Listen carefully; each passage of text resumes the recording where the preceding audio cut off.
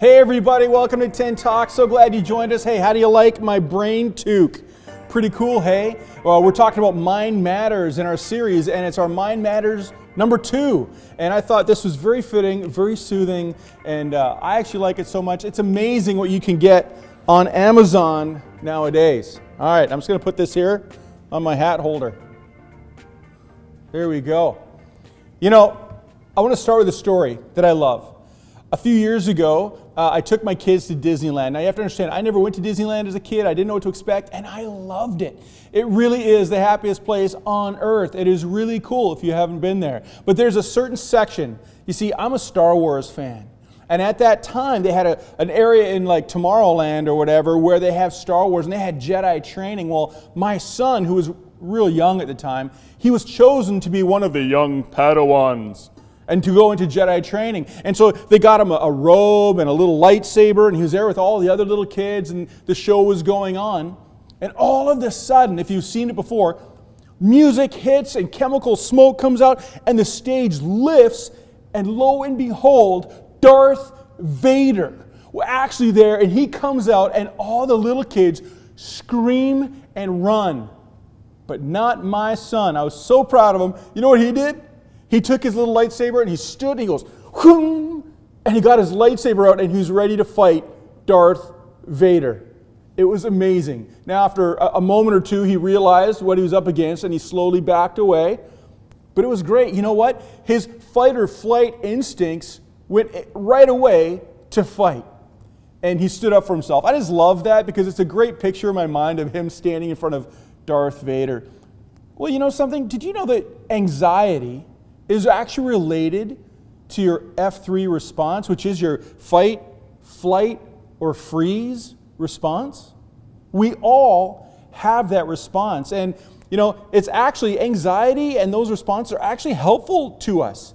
And God actually created them in us to help us. So think about it. Like when we get chased by a bear, it's probably a good thing that we feel a little bit of anxiety. And we take off and get out of there. We run, right? We flight. We're out of there. Or, you know, we got to finish a paper that's due. I know I used to leave mine right to the end. And I would get in there, and then that pressure I would feel would help me to finish it off. Or the big test I had to study for, some of that anxiety would actually help me to get studying and get doing what I needed to do. We all feel anxiety, and God created it in us.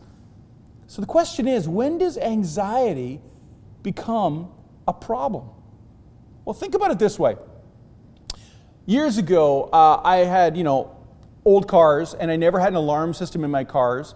So one time I bought a car, and I actually had an alarm system installed. Now, it's an older system. They're much more high-tech than they were then. Now than they were then. But this system was really cool. I could hit the key fob and bloop, bloop, bloop, bloop, and all that kind of stuff. I felt like the king. It was awesome. The only problem was the system was way too sensitive. So my alarm was going off all the time, all hours of the night, wherever I was. Somebody would just like cough by my car and my alarm would go off. It was way too sensitive. You see, that's when anxiety becomes a problem. When our alarm system, our fight, flight, or freeze response, when that alarm system gets triggered way too easily. And that is the problem with anxiety. It becomes a problem when we get anxious about things that we shouldn't get anxious about. When that warning system goes off, when there's nothing there, there's no real threat present. And that's what happens when anxiety becomes a problem. Now, threats, you can feel a threat in all sorts of different shapes and sizes, kind of like this. Like we all have some stress in us, okay? So let's pretend we're a balloon. There, we have a little bit of stress in us, no big deal. We live with that, right? The regular stuff of life. But all of a sudden, what if there's a real, a physical threat that we feel? Well, we kind of get filled up a little more. And what about if there's a monetary threat, a threat to, our money or something else?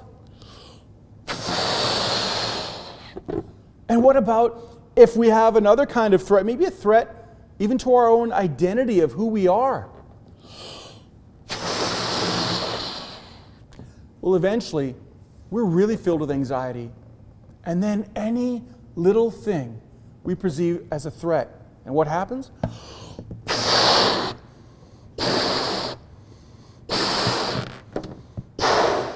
The more and more stress we get, the more and more anxiety we feel, it just rattles around.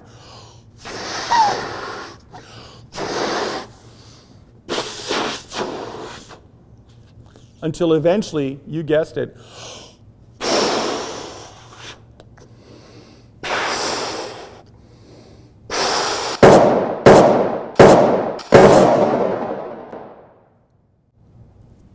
it pops. I shared a little last week about my own struggles that I had with depression and some mental health issues that I had. Well, one time I was visiting a friend and he happened to be, out of the country, and I was visiting him. We were having a great time. And at that time, I was going through a lot of personal stuff. I had already been filled up with a lot of stress and things going on. And all of a sudden, I got a call from home, and we had a leaking pipe in my house. Now, that's pretty normal. It's not really a big deal. You call a plumber, it gets fixed. It's not a big deal. But in that moment, I had what they call a panic attack. And that is anxiety on full throttle. Just going and going and going. I got balloon everywhere. That's awesome. And it's just anxiety full throttle, going, going, going. And you know what? My heart was racing. It had been building over time. My heart was racing and beating out of my chest. My eyes started tearing up, and I kind of say like my tear ducts were screaming. I got tears streaming down my face. My throat started to close up, and it felt like I was choking, and it was hard to breathe, and my brain was spinning.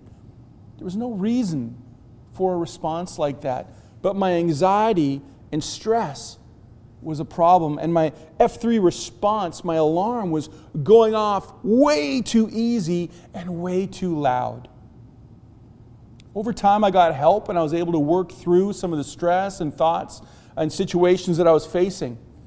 And there are some things I learned that actually continue to help me today. One is deep breathing. It sounds funny. We breathe every day. Our body has an instinct to breathe. But to actually sit, be still, and deeply breathe in and deeply breathe out for a couple of minutes even drastically helps to reduce my anxiety and stress that I'm feeling when I get triggered.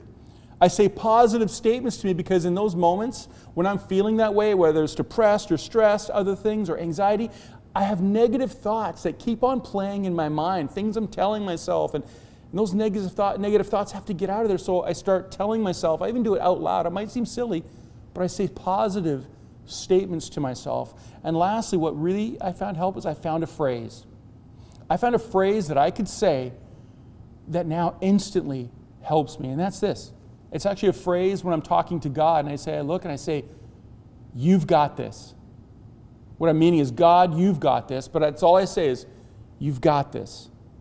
And once I say that, I can actually feel literally the stress melt away, and it reminds me who I am, who God is, who's in control, and it really helps my anxiety to float away and float away at that time. The Bible talks about anxiety, and two of the most famous passages are probably, one of them is Philippians 4 verse 6. And it says this.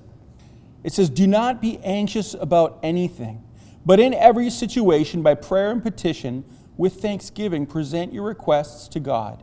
And the peace of God which transcends all understanding will guard your hearts and minds in Christ Jesus. When I first read that, when I feel anxious, I think, oh sure, don't be anxious about anything. How easy it is to say that. It's so hard. But then it goes on, and I realize it just tells me exactly how. Don't be anxious about anything, but turn to God. Present your requests to Him. Depend on Him. And He says that the peace of God will flood you. Just like when I say my sessions. Just like when I say what I'm trying to say, when I say my phrase, God, you've got this. Also, the next verse is in Matthew. And it says this in Matthew 6, 25 to 27. Therefore, I tell you, do not worry about your life, what you will eat or drink, or what or about your body, what you will wear. Is not life more than food, and the body more than clothes? Look at the birds of the air. They do not sow or reap or store away in barns, and yet your heavenly Father feeds them. Are you not much more vulnerable than they? Can any one of you, by worrying, add a single hour to your life? When our anxiety is overactive, we feel threatened, out of control, and unsafe, but the reality is that God is with us. He cares for us, just like He cares for creation.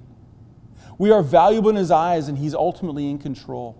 And I've learned to call on Him in my anxiety and bring all my fears, worries, and threats to Him. I think that mental health issues are so important that we're actually going to be holding a self-care mental health workshop over Zoom for students in grades 6 to 9. I hope all of you would be able to join us. And so you can go to the website, willington.org/students, and click on either high voltage or Riptide, whatever grade you're in, and you'll be able to find the information there to sign up. So until next week, take care of yourself, and hey, take care of your minds, because mind matters. Oh hey, one more thing. I don't know if you liked what I'm wearing today. It's our merch, and you guys can get it too. On January 24th, that's Sunday, January 24th, you can sign up and prepay and pre-order your own merch. You can get gray or black hoodies, gray or black toques, or gray or black t-shirts, and I encourage you all to get them. It's going to be great. You can look as good as this.